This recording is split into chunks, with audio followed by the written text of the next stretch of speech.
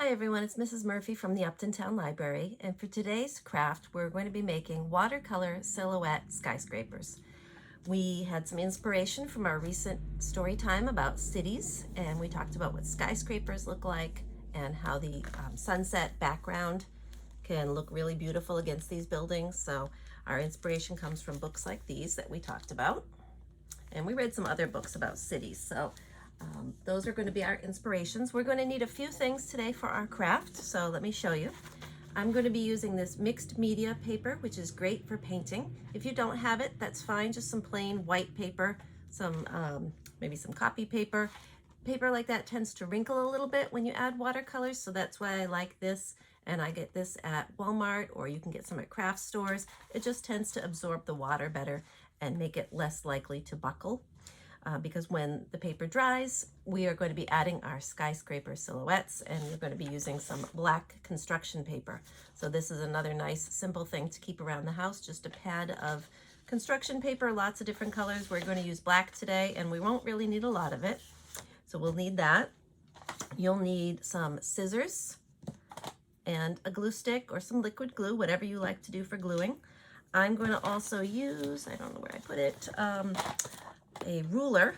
Somewhere is my ruler, and I'm going to use a marker because you might choose to draw some lines when we're making our skyscrapers.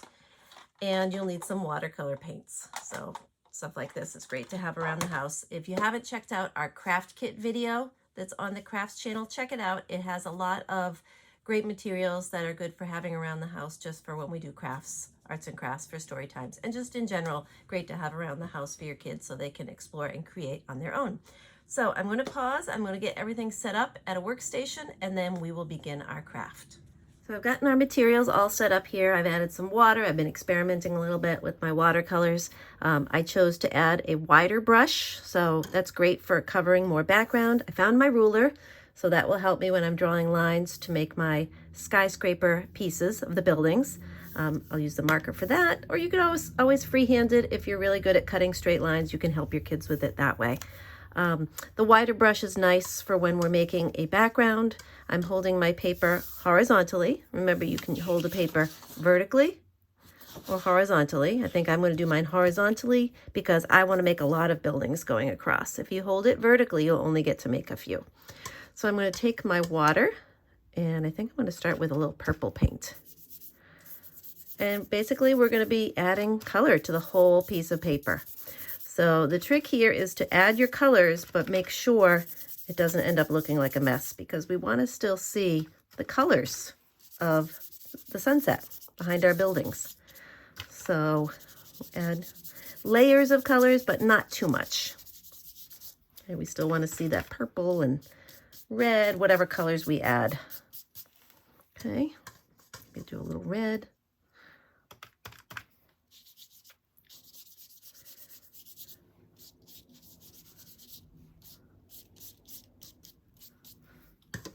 Let's see what else I can add.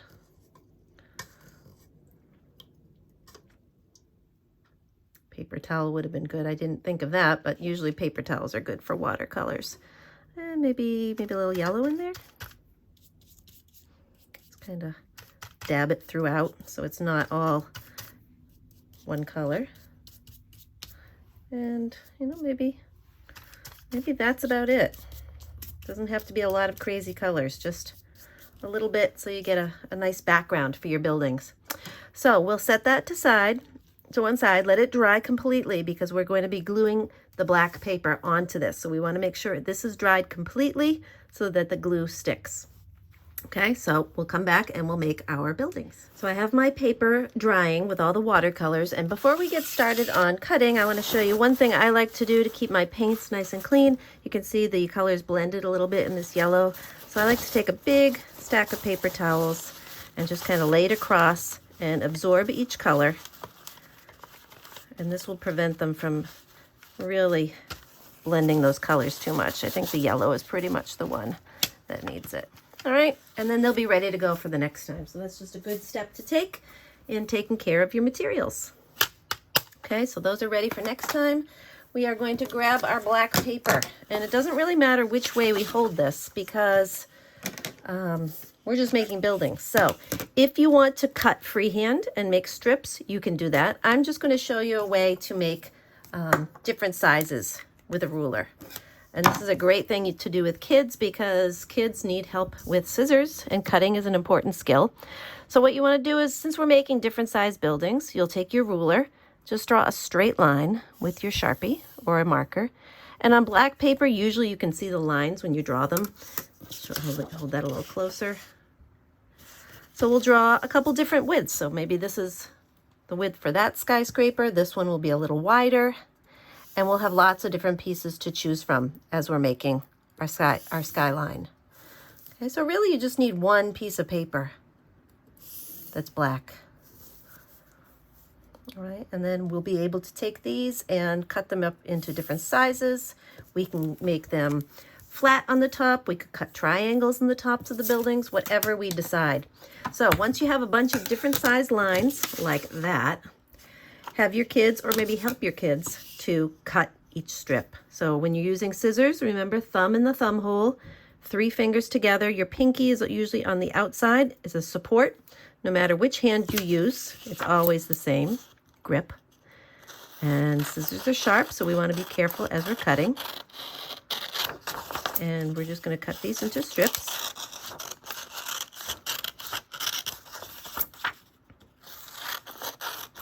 And if your black lines show a little bit from cutting, as you can see, mine have.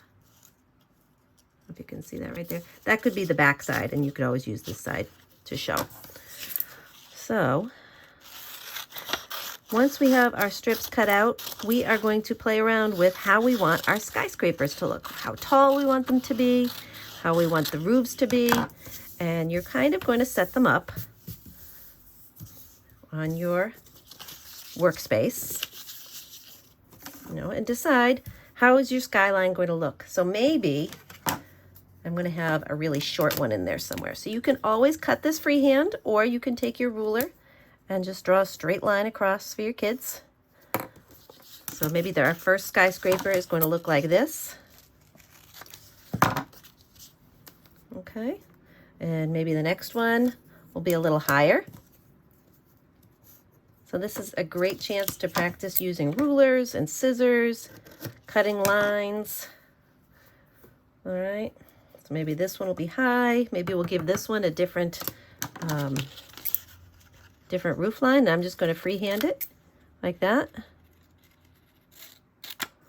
Maybe that one has a roof like that. Can always make it a little bit more even. Not perfect, but you can see. And then maybe we'll have another short one over here. And then once our other paper is dry with the watercolor paints, these will all get pushed together like this. And it will look really cool. Okay, and maybe this one is going to be a slanted roof. I don't know if you've ever seen one like that.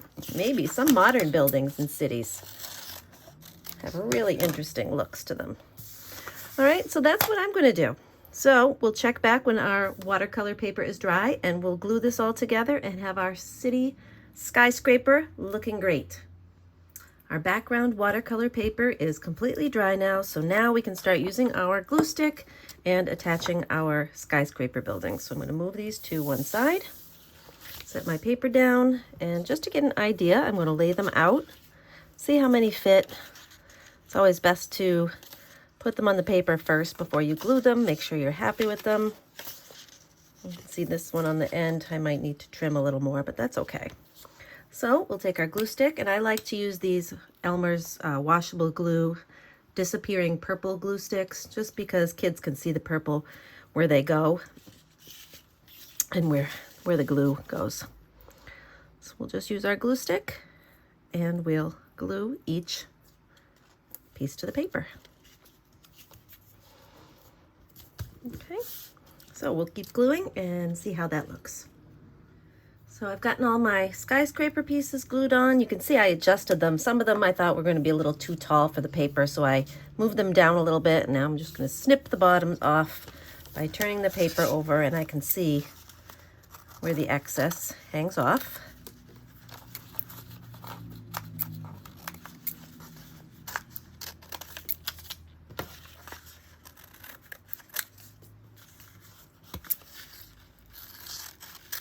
And I can also just cut off the edge where all this was torn from the notebook. You could also turn the paper upside down and use that as your bottom, and then it could be hidden. And there's our skyscraper, our watercolor silhouette skyscraper project. Kind of a mouthful, but fun to make.